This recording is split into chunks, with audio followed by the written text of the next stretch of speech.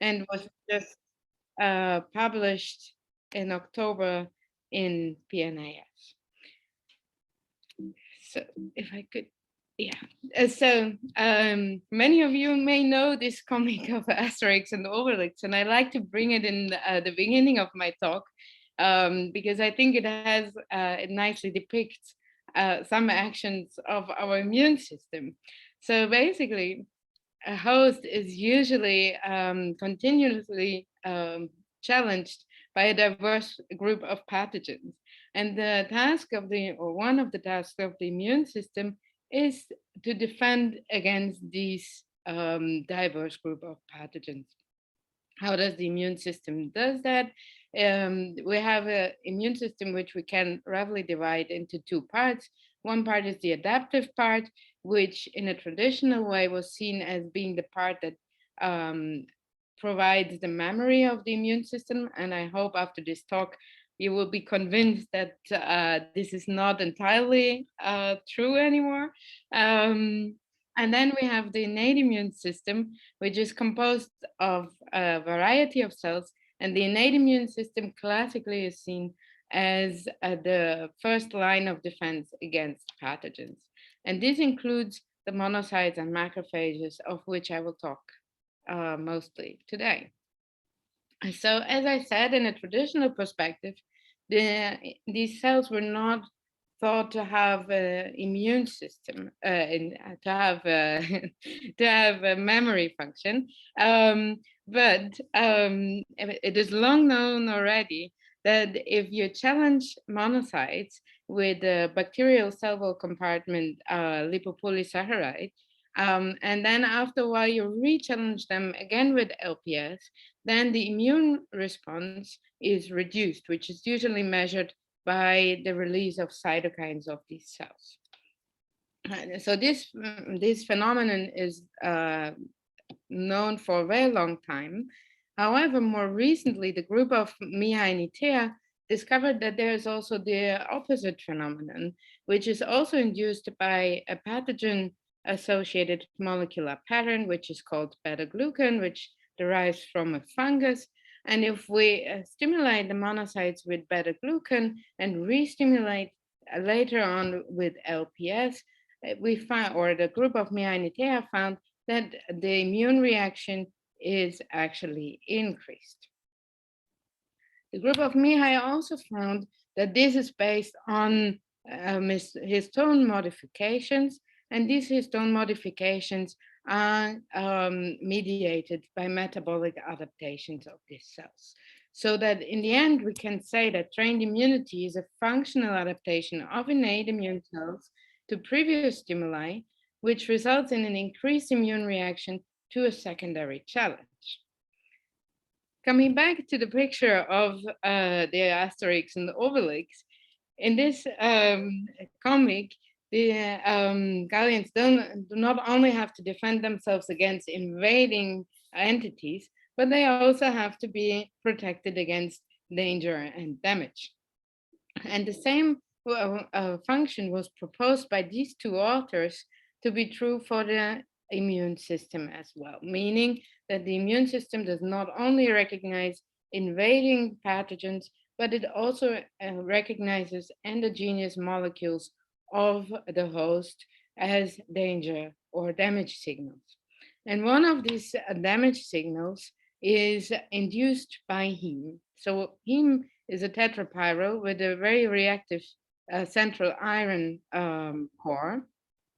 And we find heme usually in red blood cells, or most of the heme is in red blood cells in the hemoglobin. We find it in myoglobin, and we also find it in cytokines. If these cells are now getting damaged by, for example, infections like malaria or sepsis, heme can get released into the circulation, where we call it labile heme. And it is known for a long time already that labile heme is a very potent activator of macrophages. And this is why we came up with the idea, or with the hypothesis, that heme as a damage-associated molecular pattern may also be able to induce trained immunity. So to investigate this hypothesis, we used the well-established protocol by Myelopoiesis Integers group. So we isolated human monocytes, we stimulated them with heme, and after 1 day we washed the stimulus away. Then the cells had a 5-day rest period, and then they got re-stimulated by LPS, and the cytokine release as major readout was analyzed after 24 hours. And as we can see here, in a dose-dependent manner, heme is able to increase the release of TNF alpha after LPS re-stimulation. So we then chose the 50 micromole concentration of heme as the concentration we were working with, because this concentration is seen as a more physiological condition. If we think of diseases, what can we, like how much labile heme can be measured in the circulation, and 50 micromole are actually present during infections, 50 micromole of labile heme. Just to illustrate, this concentration gives us a significant increase of TNF alpha after LPS re-stimulation. And TNF alpha is not the only cytokine we find. Also, the pro-inflammatory cytokines IL-6 and IL-8 are significantly increased.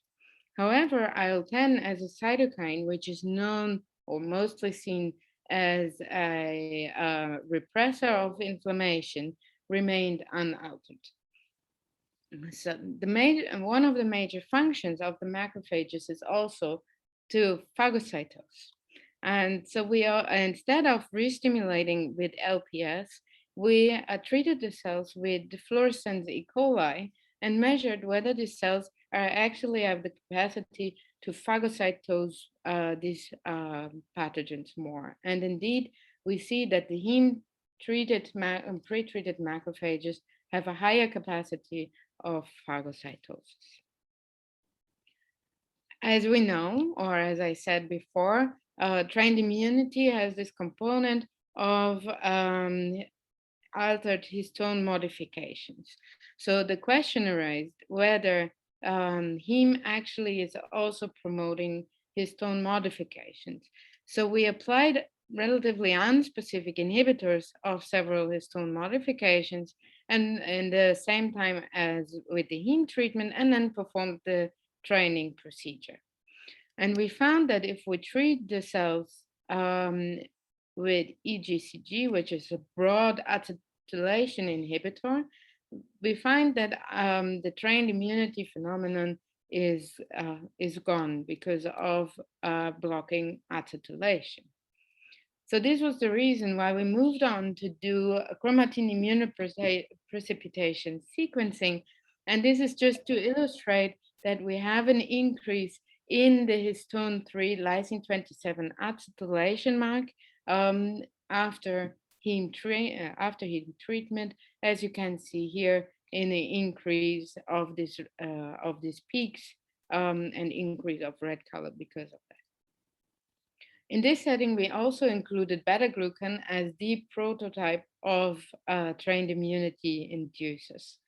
And when we compare this data now in a two-dimensional TSNE plot, we find that in the dimension 1, most of the variances are described because of the time of culture, because this is at T0 when the cells are plated, and this is 24 hours after the stimulation. So it seems that the time in culture already changes something in these cells. However, the dimension 2 actually nicely distinguish the groups, the different treatment groups, so our control group, heme, and beta-glucan group. So depending on the stimulus, there is a difference in the histone 3 lysine 27 acetylation.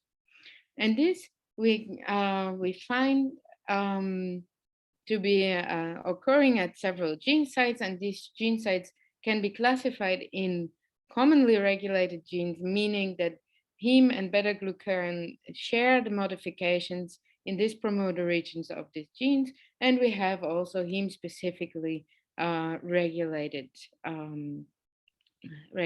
sites, like for example in the heme oxygenase 1, which is the heme catabolizing enzyme in the macrophages.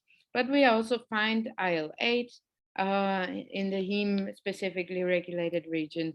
As I showed you before, this is also regulated on protein level.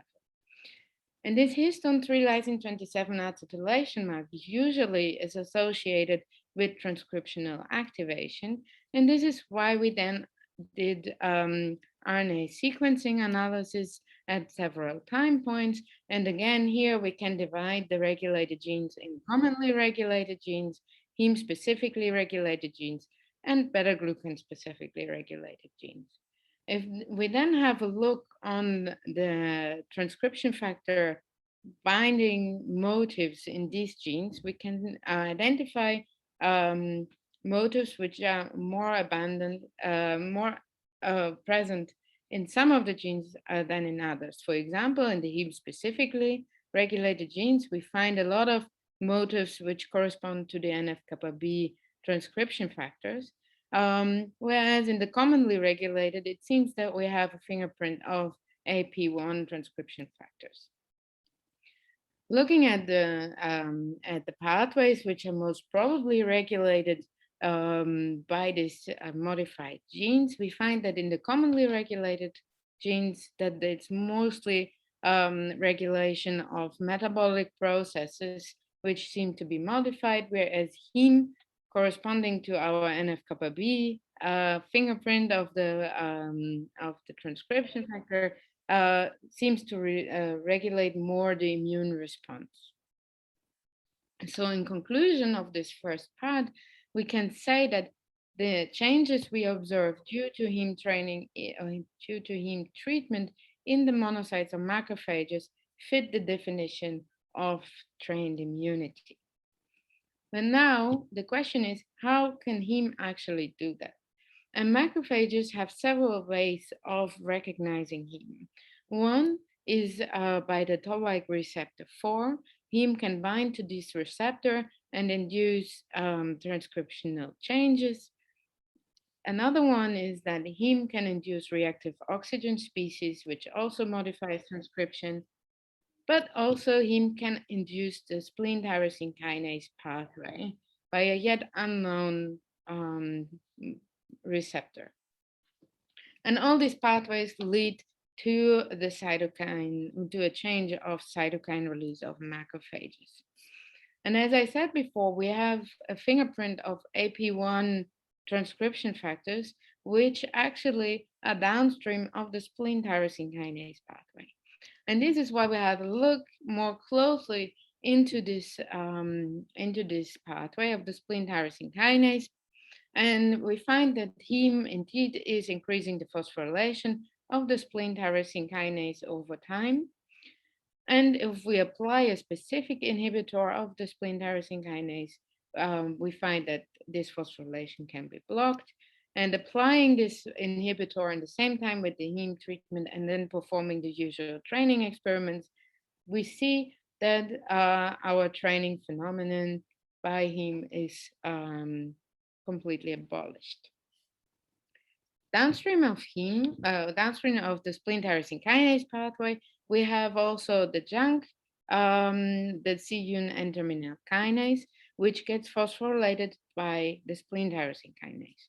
And we find that there's an increase in the phosphorylation of this kinase. If we apply the specific Syk inhibitor, this phosphorylation can be blocked.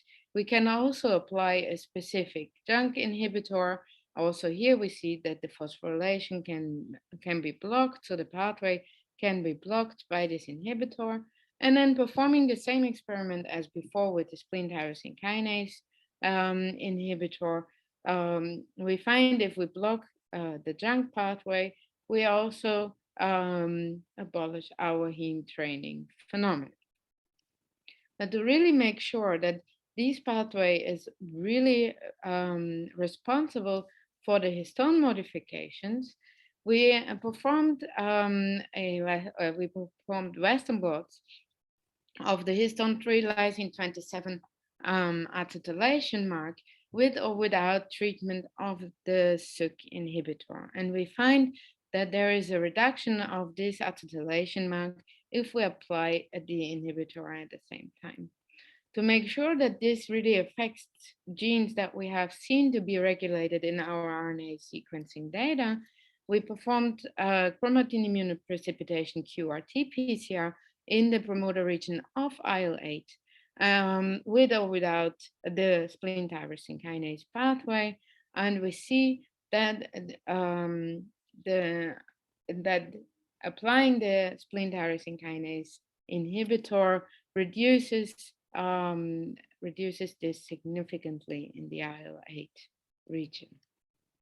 So in conclusion, we can make sure, or we made sure that heme induces strained immunity by a spleen tyrosine kinase dependent pathway.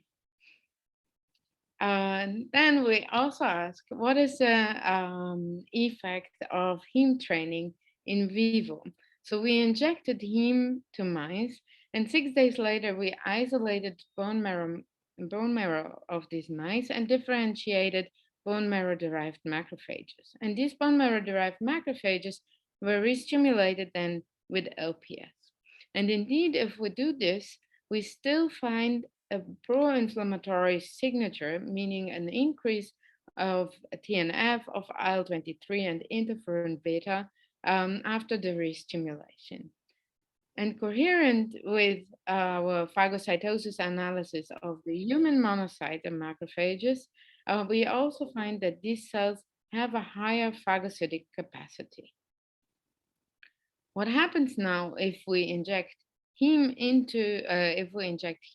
and afterwards LPS into these mice is that we find no differences in the cell numbers in the peritoneum of these mice whatsoever. But we find that after the LPS injection, we have a significant increase of inflammatory monocytes, of macrophages, and neutrophil in the peritoneal cavity of these mice. So we thought, okay, monocytes and macrophages, they just don't stay there after the heme training for a very long time. Usually it's a very flexible system. And so we wondered, where does this change of invasion of especially of the inflammatory monocytes come from? And it is known in the trained immunity field that in vivo trained immunity is characterized by a change in the hematopoiesis. So I just want to explain shortly the path of the hematopoiesis, which is very much simplified. So we have long-term hematopoietic stem cells. These are self-renewing cells which can develop into short-term hematopoietic stem cells, which are the progenitors for either the MPP2 cells, which are then the progenitors for erythrocytes. We have the MPP4 cells, so multipotent progenitor 4 cells, which give rise to mostly lymphocytes, so T and B cells. And we have the MPP3 cells, which are the progenitors for myeloid cells. So what we did is we again injected heme, we isolated the bone marrow, and we did flow cytometry analysis. And again, we don't find changes in the cell numbers in these bone marrows, but we find that long-term hematopoietic stem cells, which express CD41, these are specialized long-term hematopoietic stem cells, which are already prone to develop into myeloid cells, they are significantly increased. Also, we find that MPP3 cells, so the progenitors of myeloid cells, are significantly increased, whereas the progenitors for lymphoid cells seem to be downregulated. And we wanted to confirm that this change is also due to epigenetic modifications in these hematopoietic cells.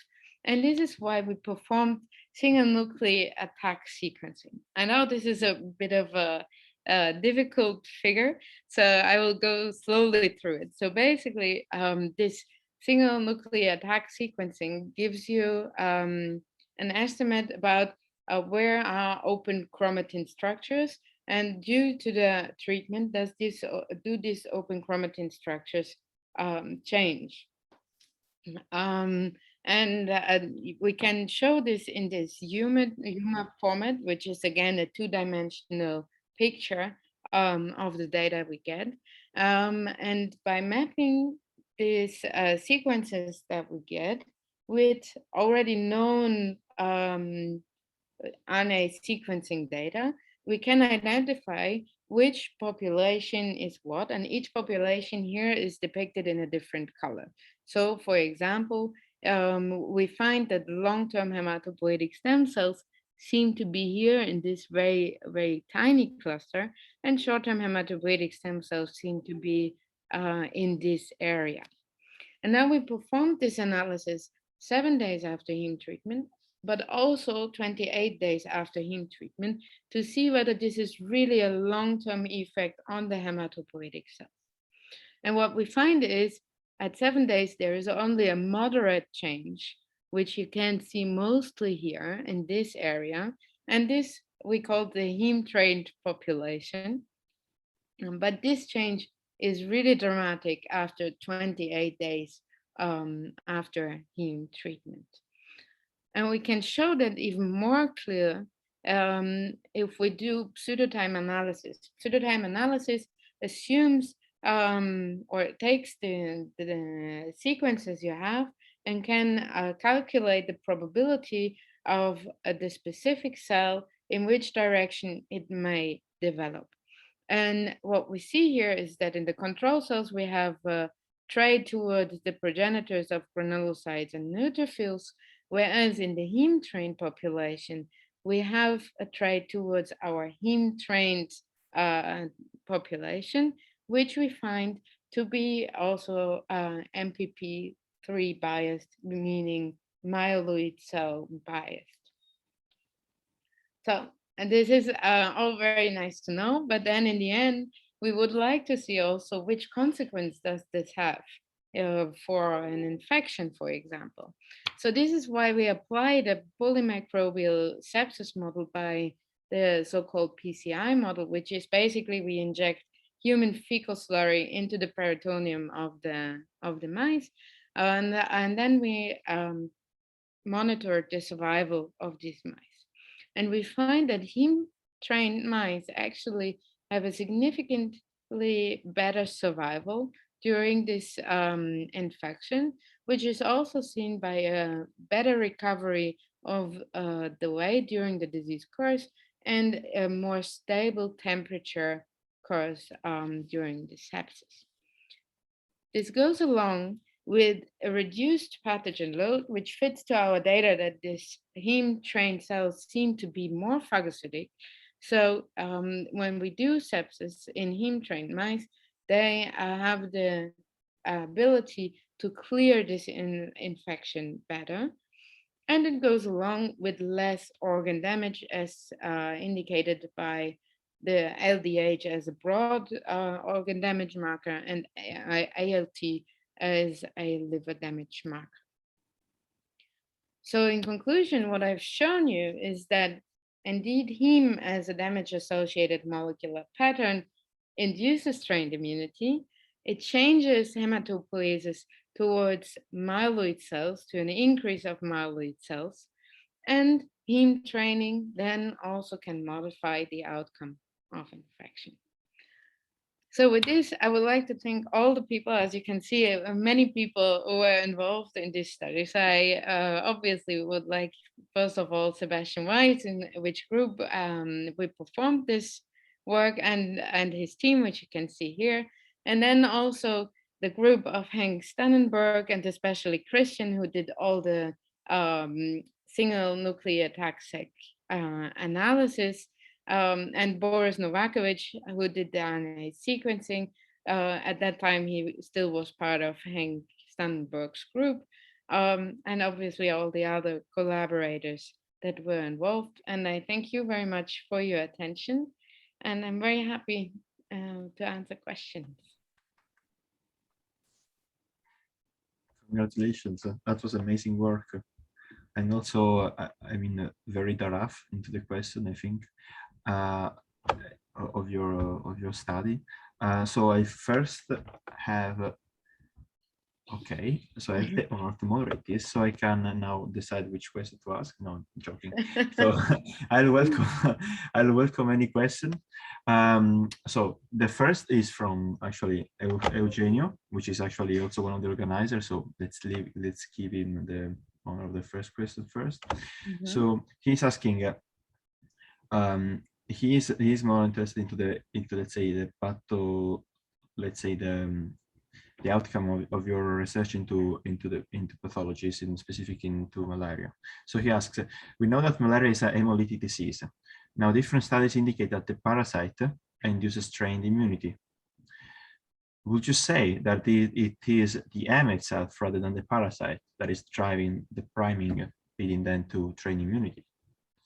And I will also say this then, to like that are we actually, I think that in the discussion you touched on this, that we don't actually know if it is heme even itself leading to, let's say, or say provoking the training, or is actually something downstream heme, or sorry, I'm pronunciation, or heme, that is actually leading to the training, right?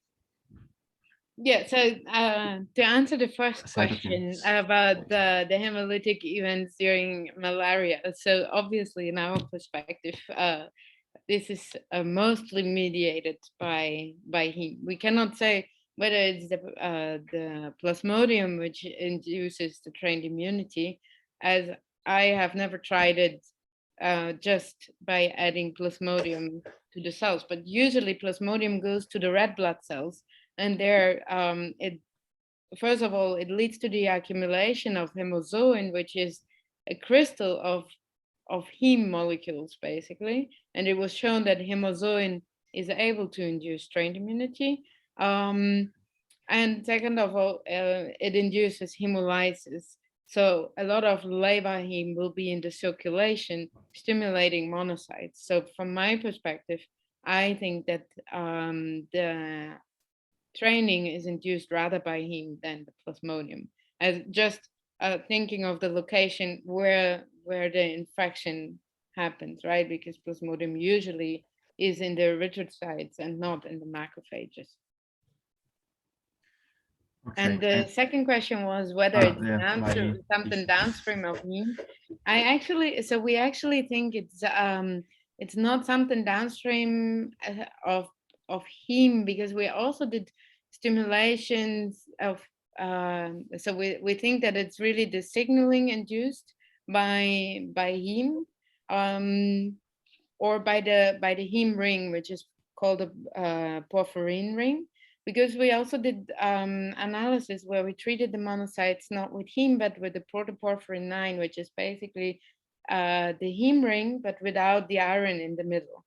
Okay. And also the protoporphyrin 9 was able to induce trained immunity, and we think that this is based on the ability to induce the spleen tyrosine kinase pathway, and that the spleen tyrosine kinase pathway is really essential to induce trained immunity. Okay, that's fascinating. Okay, I will ask you some other question. Maybe I'll touch back on this. The second question we have in order is from Paula Licona. She's asking, did you explore any other pathways besides the G and K downstream of SYK? Yeah. And do you have any candidate in mind to work as a receptor for heme in this pathway? Just let me go back to the slide with all the pathways. So we explored all these pathways. So we had access to TILA for knockout macrophages from mice, and we found that the heme still induces trained immunity. And the reactive oxygen species can be effectively be blocked by NAC. And when we block this reactive oxygen species, we still find the trained immunity occurring. And only last year, I think, there was a publication about another heme receptor, which is called CLEC2. I think it's CLEC2. I would need to check that again. But it's but there is a CLEC receptor which actually can bind heme, and it is known that these CLEC receptors can signal via the spleen tyrosine kinase pathway. So I would guess that the CLEC pathway, the CLEC receptor, would be the responsible receptor for our trained immunity. Okay, so that's basically the one you have mostly identified. I will then add also another question by just to change, also to touch on a different topic first, by Gustavo Pedraza. So he is interested in the epigenetic side of your research. He asks, from your ATAC-seq data, can you comment with which transcription factors could be modulating the changes in the hematopoiesis? Yes. So I didn't go into this data very much because it's very complex and very long, but you find it in the paper. Basically, we discovered that there's a transcription factor which is poorly known, which is called NFIX. And NFIX, the few things that are known about NFIX are in the regulation of the myelopoiesis. And it seems that this is the key candidate which is modulating due to the heme training. Okay, okay. So then I think we have to then move to the next question. But before saying you goodbye, there is actually one question I would like to ask, and is this that going towards the, I'll say at the end of your presentation, you showed how actually having this Heme train could be actually beneficial in case of sepsis. And I didn't expect that because from your initial data, it seems that macrophages were becoming more pro-inflammatory, even though they were also becoming, or at least they would produce more TNF-alpha, for example, and they would actually, but at the same time, they would be becoming also more phagocytic. Now, connecting also to a question in the chat, those macrophages were also producing a little more of interleukin-10. So my question is, do you actually think that these macrophages becomes basically better able at devouring all these bacteria or anyway pathogens, and then let's say can better balance the pro-inflammatory response? So actually they become better at what they are needed to at this moment, so it deplete infection. Yeah, very nice question. Well, we also thought of that, and we tried different models. So we also tried to inject LPS and monitor the survival, and we find that this beneficial effect of heme training is really context dependent, because when we inject LPS, which is a shock model, right, it's a very fast, very intense signal, then actually heme trained animals do worse. So the heme training in this model is beneficial. I think it's because it's a very long, or very smoldering sepsis, basically. So you have pathogens that are slowly growing, and the macrophages are able to eliminate those pathogens better, right? This is what we show, that there is higher phagocytosis, phagocytic capacity, and this phagocytic capacity then helps to clear the situation better. And this is why I think these animals, they survive better during this model of sepsis, but in a different model, they actually do worse. So I think it's really context dependent, and we also find that it's not only dependent on the infection, but also on the timing when this sepsis occurs. Okay, okay, that's very interesting. I like the fact that you managed to put all this into different contexts, because that's actually how complex life is now. It depends by timing, it depends by space, and by different diseases. So thank you very much, Elisa. Can I ask you to also answer the other questions if you have time in the chat? Yes. We'll move forward to the next speaker, please. Thanks a lot. Okay. Hola, Jorge.